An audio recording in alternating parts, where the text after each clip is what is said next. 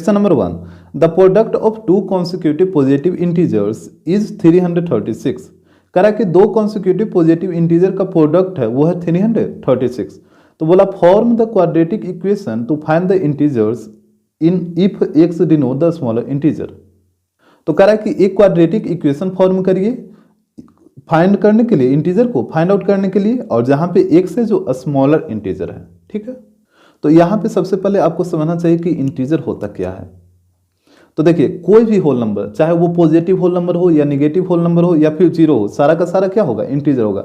जैसे 2, 3, 5 ये सब क्या होल नंबर है, तो ये इंटीजर होगा।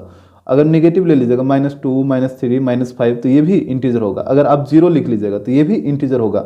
लेकिन अगर कोई 1.5 लिख देगा तो ये इंटीजर नहीं होगा। डेसिमल वाला वैल्यू कभी भी इंटीजर नहीं होगा। अगर कोई 3/2 लिख देगा तो ये भी इंटीजर नहीं होगा। फ्रैक्शन भी इंटीजर नहीं होता। अच्छा, अगर कोई 4/2 लिख देगा तो 4/2 का मतलब कितना होता है, 2 ही होता है, तो ये तो हो जाएगा। ठीक है, अब नहीं होता है कहने का मतलब ये नहीं कि कोई भी नहीं होगा। जैसे ये फ्रैक्शन अगर कट कुट के होल नंबर आ जाता है तो ये हो जाएगा, और अगर नहीं कटेगा तो ये नहीं होगा। तो फ्रैक्शन और डेसिमल वैल्यू ये सब इंटीजर नहीं होगा, चाहे वो पॉजिटिव रहे या निगेटिव रहे, इससे फर्क नहीं पड़ेगा। तो यहाँ पे देखिए बात किया है कॉन्सिक्यूटिव पॉजिटिव इंटीजर का। कॉन्सिक्यूटिव का मतलब होता है लगातार, ठीक है, और पॉजिटिव इंटीजर तो आपको पता ही है। तो यहाँ पे समझिए, जैसे अगर मान लेते हैं कि पहला इंटीजर है 5, तो इसके बाद ठीक लगातार कौन आएगा, 6 आएगा। अगर पहला है 6 तो दूसरा कौन आएगा, 7 आएगा। सिमिलरली यदि पहला है x तो दूसरा क्या होगा। यहाँ पे ध्यान से देखिए, जो सेकेंड इंटीजर था वो कैसे आ रहा था, पहला वाला में 1 ऐड करने पे ही ना। 5 में 1 ऐड करिएगा तो 6 आ जाएगा, 6 में 1 ऐड करिएगा तो 7 आ जाएगा। सिमिलरली यहाँ पे x में 1 ऐड करिएगा तो ये वाला आ जाएगा, तो ये हो जाएगा x+1। ये आपको समझ आ रहा है।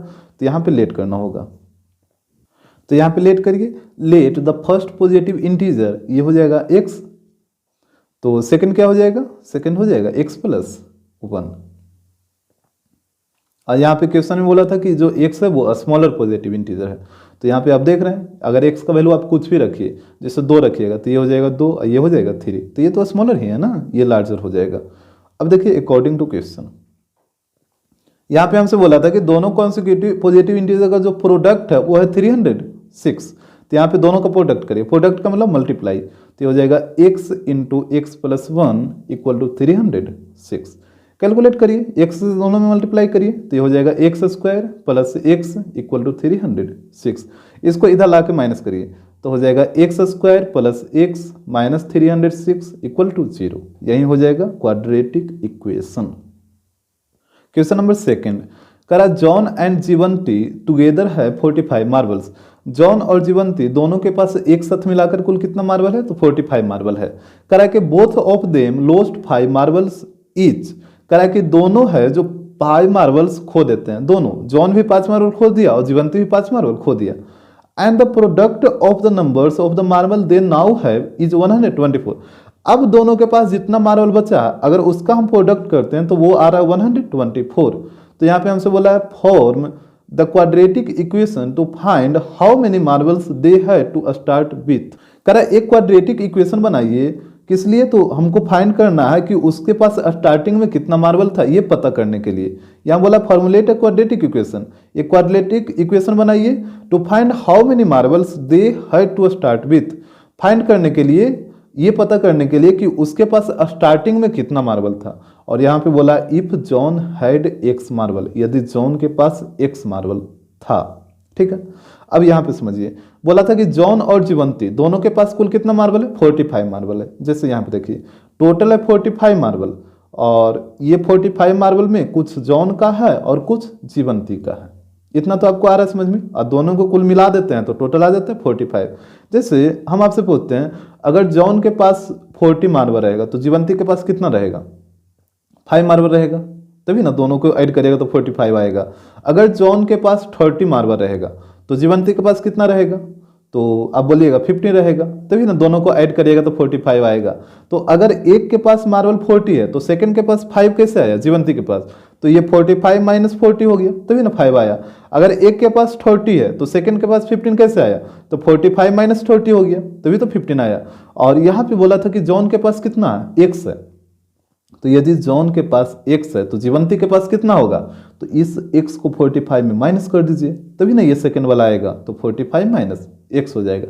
ये कैसा है आपको समझ आ रहा है? एक बार फिर से देख लीजिए, अगर जॉन के पास 40 है तो जीवंती के पास 5 कैसे आएगा? तो 45 माइनस 40 तो 5 हो जाएगा। अगर जॉन के पास 30 है तो 45 माइनस 30 करिए तो इसके पास 15 हो जाएगा। सिमिलरली अगर जॉन के पास एक्स है तो 45 में से एक्स को माइनस करिए तो इसके पास आ जाएगा 45 माइनस एक्स, मतलब जो घटा के बचेगा वो हो जाएगा जीवंती के पास। तो यहाँ पे लेट कर लेते हैं, लेट यहाँ पे लिखिए if John had X marbles, यदि जॉन के पास एक्स मार्बल है, then Jivanti had 45 minus X marble. यदि जॉन के पास एक्स मार्बल रहेगा तो जीवंती के पास कितना आएगा? 45 माइनस एक्स मार्बल हो जाएगा। अब देखिए जब दोनों 5-5 मार्बल खो देता है तो यहाँ पे लिखिए भेन बोथ लोस्ट 5 मार्बल्स, जब दोनों 5-5 मार्बल खो देता है तब जॉन के पास कितना बचेगा? तो अभी जॉन के पास है एक्स और जब 5 को खो देगा तो कितना बचेगा? अभी जितना उसमें से 5 कम जाएगा। जैसे देखिए अगर मान लीजिए जॉन के पास अभी है 30 मार्बल, यदि 5 को ये खो देता है तो कितना बचेगा? इसके पास 25 बचेगा। सिमिलरली यदि इसके पास एक्स है और 5 को खो देगा तो एक्स माइनस 5 बचेगा, इतना ही बचेगा ना, उसमें से 5 घटा लीजिए। तो यहाँ पे हो जाएगा जॉन के पास एक्स माइनस 5 मार्बल और जीवंती के पास कितना बचेगा? तो इसके पास अभी है 45 माइनस एक्स और 5 को खो दिया तो इसमें भी 5 माइनस करिए तो यहाँ पे 45 माइनस 5 तो ये हो जाएगा 40 माइनस एक्स। तो जीवंती के पास बचेगा 40 माइनस एक्स मार्बल और जॉन के पास बचेगा एक्स माइनस 5 मार्बल। और यहाँ पे क्वेश्चन में क्या बोला था कि 5 मार्बल खोने के बाद इसके पास जितना मार्बल बचता है उसका प्रोडक्ट आता है 124। तो यहाँ पे करिए अकॉर्डिंग टू क्वेश्चन, यहाँ पे दोनों के पास जो मार्बल बचा उसका प्रोडक्ट आ रहा है 124, तो एक के पास इतना बचा है और एक के पास इतना बचा है, तो दोनों को प्रोडक्ट करिए तो x minus 5 into 40 minus x और दोनों का प्रोडक्ट करिएगा तो ये आ जाएगा 124। यहाँ पे कैलकुलेट कर लीजिए, पहले 40 को दोनों से मल्टीप्लाई करिए तो 40x माइनस 200 और इसके बाद माइनस एक्स को दोनों से मल्टीप्लाई करिए तो ये हो जाएगा minus x square plus 5x equal to 124। तो यहाँ पे हो जाएगा, यहाँ पे देखिए 40x plus 5x 45x minus 200 और ये हो जाएगा minus x square equal to 124। सबको उस साइड लेके चला जाइए तो एक्स स्क्वायर निगेटिव उधर जाएगा तो प्लस एक्स स्क्वायर हो जाएगा, 45x पॉजिटिव उधर जाएगा तो माइनस 45x हो जाएगा और माइनस 200 है ना तो वो उधर जाएगा तो ये हो जाएगा प्लस 200 और प्लस 124 तो कितना हो जाएगा? Plus 324 equal to 0। तो यही हो जाएगा quadratic equation. Question number 3, the height of a right triangle is 7 centimetre less than its base. करा कि राइट ट्रायंगल का जो हाइट है वो बेस से 7 सेंटीमीटर कम है। करा if the hypotenuse is 13 centimetre, hypotenuse है जो 13 सेंटीमीटर है, तो करा form the quadratic equation to find the base of the triangle. तो एक क्वाड्रेटिक इक्वेशन बनाइए जिससे ट्रायंगल का बेस फाइंड आउट किया जा सके। तो यहाँ पे देखिए क्वेश्चन में बोला था कि the height of a right triangle is 7 centimetre less than its base.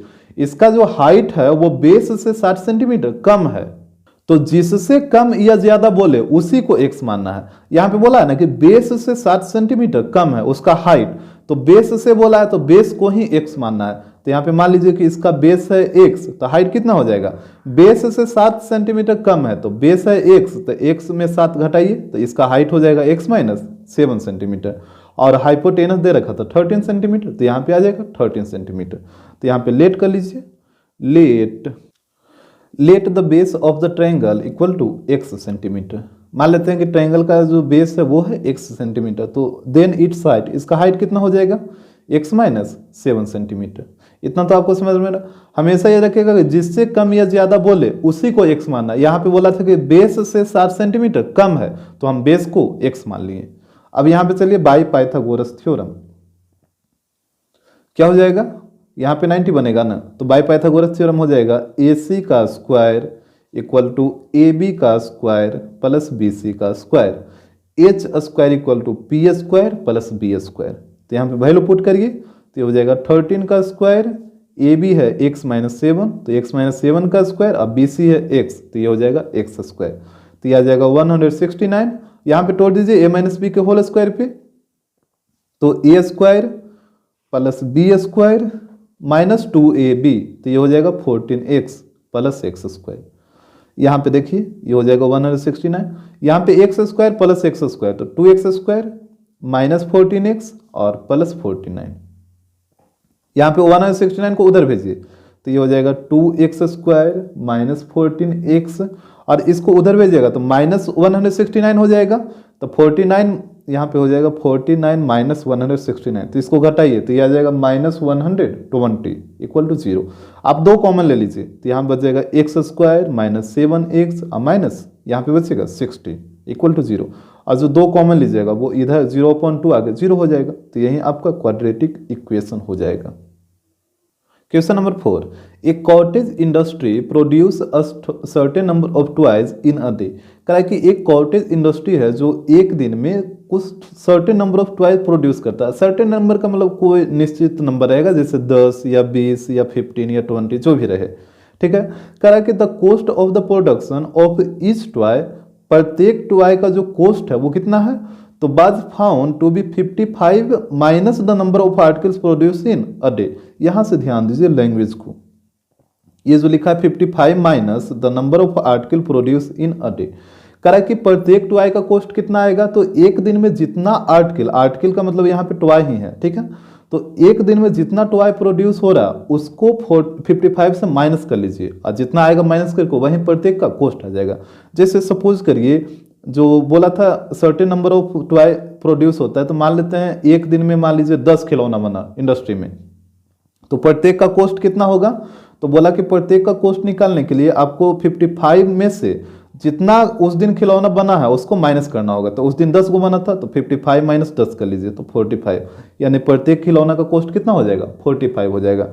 और जैसे सपोज मानिए कि अगर 15 खिलौना बना, ठीक है, तो प्रत्येक का कॉस्ट कितना हो जाएगा, तो 55 में से जितना खिलौना बना उसको माइनस कर लीजिए, तो 55 माइनस इसको कर लीजिए, तो ये कितना हो जाएगा, ये हो जाएगा 40, यानी प्रत्येक खिलौना का जो कॉस्ट होगा वो हो जाएगा 40 रुपीज। तो ये चीज आपको समझ में आ रहा है कि प्रत्येक खिलौना का कॉस्ट कैसे निकाला, तो 55 में से जितना खिलौना उस दिन प्रोड्यूस होगा उसी को माइनस कर लेना है। इसके बाद आगे पढ़िए, करा ऑन अ पार्टिकुलर डे, किसी खास दिन the total cost of the production was 750। करा कि किसी खास दिन जो टोटल कॉस्ट आया वो आया 750 रुपया, टोटल खिलौना का जो कॉस्ट आया वो आया 750 रुपया। करा if x denotes the number of toys produce that day, यदि उस दिन टोटल नंबर ऑफ टॉयज जो प्रोड्यूस हुआ था वो कितना हुआ था, एक्स हुआ था। तो कह रहा है कि form the quadratic equation to find x, तो एक क्वाड्रेटिक इक्वेशन बनाइए जिससे x का वैल्यू निकाला जा सके। तो यहाँ पे आपको लेट करना होगा, जैसे यहाँ पे तो साफ साफ लिख दिया है कि किसी खास दिन टोटल खिलौना कितना प्रोड्यूस हुआ था, तो x खिलौना प्रोड्यूस हुआ था, तो यहाँ पे लेट कर लीजिए, let the number of toys produced be x, total खिलौना कितना प्रोड्यूस हुआ था, तो x प्रोड्यूस हुआ था। अब आपको प्रत्येक खिलौना का कॉस्ट निकालना है, cost of production of each toy, प्रत्येक टॉय का कॉस्ट कितना होगा, तो आपको साफ साफ बोला था कि कॉस्ट निकालने के लिए 55 में से माइनस कर लीजिए जितना खिलौना उस दिन प्रोड्यूस होगा उसको। तो उस दिन कितना खिलौना प्रोड्यूस हुआ था, एक्स ना। जैसे यहाँ पे आप देखे थे ना कि अगर 10 खिलौना प्रोड्यूस हो रहा था तो प्रत्येक का कॉस्ट कितना होगा, तो 55 में से 10 को माइनस कर लीजिए तो 45, दैट मीन्स प्रत्येक खिलौना का कॉस्ट 45 रुपया आ जाएगा। अगर किसी दिन 15 खिलौना प्रोड्यूस हुआ तो इसका प्रत्येक का कॉस्ट कितना आएगा, तो 55 में से 15 को माइनस कर लीजिए, मतलब जितना उस दिन प्रोड्यूस हुआ उसको माइनस कर लीजिए। तो यहाँ पे माइनस करिएगा तो 40 आया, तो प्रत्येक खिलौना का कॉस्ट 40 आ गया। तो सिमिलरली यहाँ पे उस दिन x खिलौना प्रोड्यूस हुआ था तो प्रत्येक का कॉस्ट कितना होगा, तो 55 में से इसको माइनस कर लीजिए, तो ये हो जाएगा 55 माइनस x रुपये, यानी प्रत्येक खिलौना का कॉस्ट हो जाएगा x रुपया, ये 55 माइनस x रुपया। अब टोटल कॉस्ट कितना होगा, जैसे यहाँ पे देखिए, जैसे 10 खिलौना टोटल प्रोड्यूस हुआ, अब प्रत्येक खिलौना का कॉस्ट है 45 रुपया, तो 10 खिलौना का कॉस्ट कितना आ जाएगा, एक खिलौना का 45 रुपया, तो 10 का कितना आएगा, 10 इंटू 45, यही होगा ना। जैसे अगर टोटल खिलौना प्रोड्यूस हुआ 15 और प्रत्येक का कॉस्ट आ रहा है 40 रुपया, तो टोटल कॉस्ट कितना आ जाएगा, 15 इंटू 40, एक का 40 तो 15 का, तो 15 इंटू 40। उसी प्रकार अगर टोटल खिलौना प्रोड्यूस हुआ x रुपये, ये x, और एक का कॉस्ट है 55 माइनस x, तो टोटल का कॉस्ट कितना हो जाएगा, x इंटू 55 माइनस x, नहीं हो जाएगा, टोटल का कॉस्ट ऐसे ही निकलेगा ना। और यहाँ पे बोल रहा था कि उस दिन टोटल कॉस्ट कितना आया था, तो 750 रुपया आया था। तो यहाँ पे चलिए according to question total cost को टोटल कॉस्ट के इक्वल कर दीजिए। यहाँ पे टोटल खिलौना है x और एक खिलौना का कीमत है 55 माइनस x रुपया, तो टोटल कॉस्ट कितना हो जाएगा इधर, x इंटू 55 माइनस x, ये चीज आपको समझ आ रहा है ना। और यहाँ पे टोटल कॉस्ट इधर कितना बोला था, 750 रुपया, तो ये 750 इक्वल हो जाएगा 750, क्योंकि दोनों तो कॉस्ट ही है ना। तो यहाँ पे कैलकुलेट करिए तो ये हो जाएगा 55x minus x square equal to 750। यहाँ पे दोनों को उस साइड भेज दीजिए तो ये हो जाएगा plus x square minus 55x और उधर था प्लस 750 इक्वल टू 0 हो जाएगा। तो यही हो जाएगा quadratic equation. Question number 5, an express train takes 1 hour less than a passenger train to travel 132 kilometre between Mysore and Bangalore. करा कि एक एक्सप्रेस ट्रेन है जो 1 घंटा कम समय लेता है पैसेंजर ट्रेन से, एक 132 किलोमीटर डिस्टेंस ट्रेवल करना है मैसूर और बंगलोर के बीच। जैसे यहाँ पे देखिए दो जगह है, एक मैसूर है और एक बेंगलोर है, और इसके बीच का जो डिस्टेंस दे रखा है वो दे रखा 132 किलोमीटर। तो बोला कि एक पैसेंजर ट्रेन है, मतलब दो ट्रेन यहाँ से चलता है, एक पैसेंजर और एक एक्सप्रेस। तो बोला कि जो पैसेंजर ट्रेन है वो एक्सप्रेस ट्रेन से एक्सप्रेस ट्रेन है जो पैसेंजर ट्रेन से 1 घंटा कम समय लेता है। ठीक है, इसके बाद पढ़िए, करा if the average speed of the express train is 11 kilometre per hour more than that of the passenger train. करा कि एक्सप्रेस ट्रेन का जो स्पीड है वो 11 किलोमीटर पर आवर ज्यादा है, किससे? पैसेंजर ट्रेन से। तो करा form the quadratic equation to find the average speed of the express train. तो एक क्वाड्रेटिक इक्वेशन फॉर्म करिए जिससे एक्सप्रेस ट्रेन के एवरेज स्पीड फाइंड आउट किया जा सके। तो यहाँ पे ध्यान से समझिएगा, दो जगह है, एक मैसूर और एक बेंगलोर, और दोनों के बीच का डिस्टेंस दे रखा 132 किलोमीटर। और यहाँ पे बोला था कि जो एक्सप्रेस ट्रेन है वो एक्सप्रेस ट्रेन का जो स्पीड है वो 11 किलोमीटर पर आवर ज्यादा है, किससे? पैसेंजर ट्रेन से। तो जिससे कम या ज्यादा बोले उसी को एक्स मानना है। ठीक है, तो यहाँ पे बोला कि एक्सप्रेस ट्रेन का जो स्पीड है वो 11 किलोमीटर पर आवर ज्यादा है पैसेंजर ट्रेन के स्पीड से। तो यहाँ पे आपको लेट करना होगा कि late the speed of passenger train, the speed of passenger train, यहां पे इसको मान लीजिए x किलोमीटर पर आवर। ठीक है, देन यहां पे हो जाएगा स्पीड ऑफ एक्सप्रेस ट्रेन। तो इसका जो स्पीड था वो 11 किलोमीटर पर आवर ज्यादा था, तो यहां पे इसका हो जाएगा x plus 11 kilometre per our. यहां तक तो आपको कोई दिक्कत नहीं है, हमेशा आपको बोल रहे हैं कि जिससे कम या ज्यादा बोले उसी को x मानिएगा। यहां पे बोला था कि एक्सप्रेस ट्रेन का जो स्पीड है वो पैसेंजर ट्रेन के स्पीड से 11 किलोमीटर ज्यादा है, तो पैसेंजर ट्रेन के स्पीड को x मान लीजिए, तो इसका स्पीड हो जाएगा x प्लस 11 किलोमीटर। अब इसके बाद समझिए टाइम के बारे में क्या बोला था। तो बोला था कि एक्सप्रेस ट्रेन है जो 1 घंटा कम समय लेता है पैसेंजर ट्रेन से, यानी पैसेंजर ट्रेन जितना टाइम लेगा, ये पैसेंजर ट्रेन जितना टाइम लेगा उससे 1 घंटा ये कम टाइम लेगा। जैसे मान लीजिए पैसेंजर ट्रेन 10 घंटा टाइम ले रहा है, ठीक है, पैसेंजर ट्रेन यदि 10 घंटा टाइम ले रहा है तो जो ये एक्सप्रेस ट्रेन होगा वो 1 घंटा कम टाइम लेगा, दैट मीन 9 घंटा टाइम लेगा। तो पहले आपको पैसेंजर ट्रेन का टाइम पता रहेगा तभी ना एक्सप्रेस ट्रेन का टाइम निकाल पाइएगा। सिंपल सी बात है, साहब बोला है कि एक्सप्रेस ट्रेन है जो 1 घंटा कम टाइम लेता है पैसेंजर से। जैसे अगर पैसेंजर ट्रेन 15 घंटा टाइम ले रहा है तो एक्सप्रेस ट्रेन 14 घंटा टाइम लेगा। तो अगर पैसेंजर ट्रेन का टाइम पता रहेगा तभी ना आप एक्सप्रेस ट्रेन का टाइम निकाल पाइएगा। तो यहाँ पे भी आप पहले पैसेंजर ट्रेन का टाइम निकालिए तो एक्सप्रेस ट्रेन का टाइम ऑटोमेटिक पता चल जाएगा। तो यहाँ से टाइम निकाल लीजिए इसका पैसेंजर ट्रेन का। तो टाइम इक्वल टू होता है डिस्टेंस बाई स्पीड। डिस्टेंस कितना है तो 132 किलोमीटर और स्पीड इसका कितना है x किलोमीटर पर आवर। तो ये हो जाएगा टाइम 132 अपॉन x आवर। तो अब इसका भी टाइम निकल जाएगा एक्सप्रेस का। एक्सप्रेस के टाइम के बारे में क्या बोला था कि ये पैसेंजर ट्रेन के टाइम से 1 घंटा कम समय लेता है। तो पैसेंजर ट्रेन जितना टाइम ले रहा उससे 1 घंटा कम, तो इसमें 1 माइनस कर लीजिए, तो यही हो जाएगा एक्सप्रेस ट्रेन का टाइम। यहां तक कोई दिक्कत नहीं होगा। अब देखिए अकॉर्डिंग टू क्वेश्चन, यहाँ पे 2 सिचुएशन है, पैसेंजर ट्रेन और एक एक्सप्रेस ट्रेन। ये लेकिन यहाँ पे देखिए जैसे passenger train x kilometre per our के स्पीड से जा रहा है, ये इतना टाइम ले रहा है, और ये x plus 11 kilometre per our के स्पीड से जा रहा है, ये इतना टाइम ले रहा है। लेकिन दोनों तो डिस्टेंस पर सेम ही कवर कर रहा है ना। जैसे अगर पैसेंजर ट्रेन यहाँ से गया मैसूर से बेंगलोर तो ये भी 132 किलोमीटर डिस्टेंस ट्रेवल किया, और एक्सप्रेस ट्रेन भी यदि मैसूर से बेंगलोर गया तो ये भी 132, दोनों ट्रेन तो डिस्टेंस सेम कवर कर रहा है। तो यहाँ पे हो जाएगा डिस्टेंस इक्वल डिस्टेंस, दोनों ट्रेन का डिस्टेंस क्या है सेम है, और डिस्टेंस इक्वल टू आपको पता है स्पीड मल्टीप्लाई टाइम होता है, इधर भी हो जाएगा स्पीड मल्टीप्लाई टाइम। तो यहाँ पे देखिए पुट कर दीजिए, जब पैसेंजर ट्रेन का स्पीड है x तो टाइम है 132 अपॉन x, तो यहाँ पे पुट करिए x इंटू 132 अपॉन एक्स, और इधर इसका पुट कर दीजिए। तो जब इसका स्पीड है x + 11 तो इसका टाइम है 132/x-1, इस तरीके से हो जाएगा। यहाँ पे इसको कट करिए तो यहाँ पे बच जाएगा 132 और यहाँ पे हो जाएगा x + 11 और यहाँ पे एलसीएम ले लीजिए तो ये हो जाएगा 132 - x, क्रॉस मल्टीप्लाई करिए तो 132 × x तो ये आ जाएगा 132x, और यहाँ पे देखिए 132 को पहले दोनों से करिए, ये आएगा 132x और 11 से जब आप इसको करिएगा तो ये आएगा 1452। इसके बाद -x से दोनों में करिए तो ये हो जाएगा -x² - 11x, ये कट जाएगा और यहाँ पे सबको इस साइड ले आइए तो ये आ जाएगा +x² + 11x, ये पॉजिटिव है तो ये निगेटिव हो जाएगा 1452 और इस साइड कुछ नहीं बचेगा तो 0 बचेगा।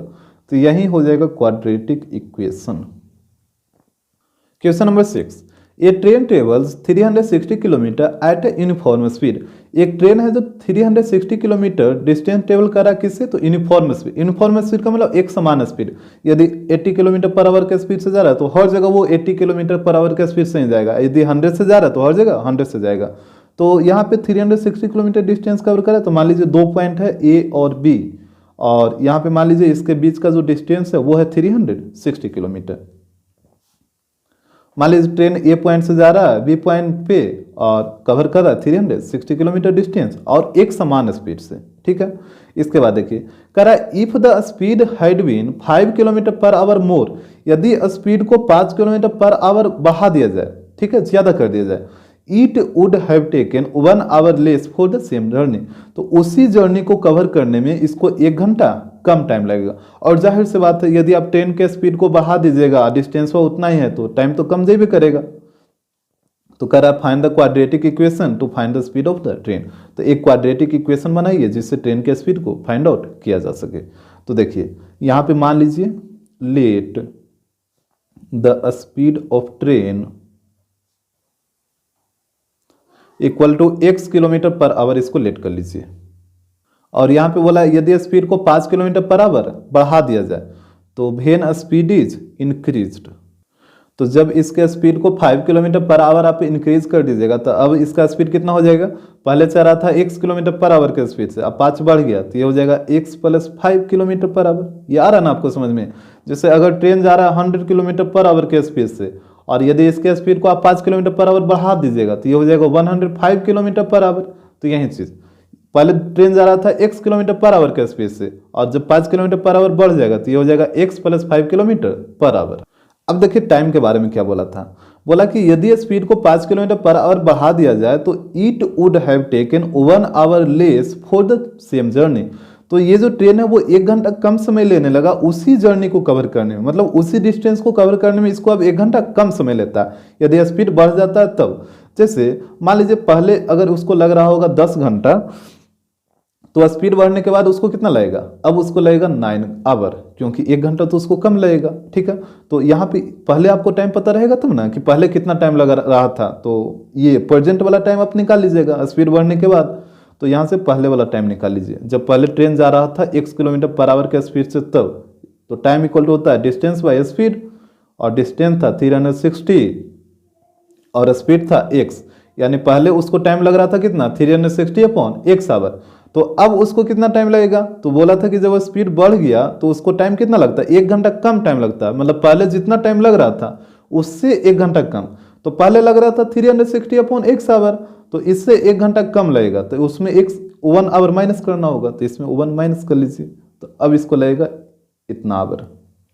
इतना आपको क्लियर है बात?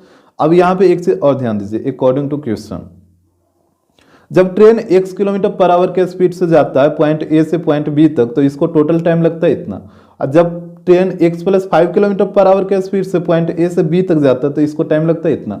लेकिन यहाँ पे देख रहे हैं कि दोनों केस में डिस्टेंस तो ट्रेन सेम ही कवर कर रहा है, हाँ स्पीड कम ज्यादा जरूर है। अगर पहला केस में बात करें तो speed x kilometre per our है और सेकंड केस में स्पीड इसका ज्यादा है, लेकिन दोनों केस में डिस्टेंस तो सेम ही है ना।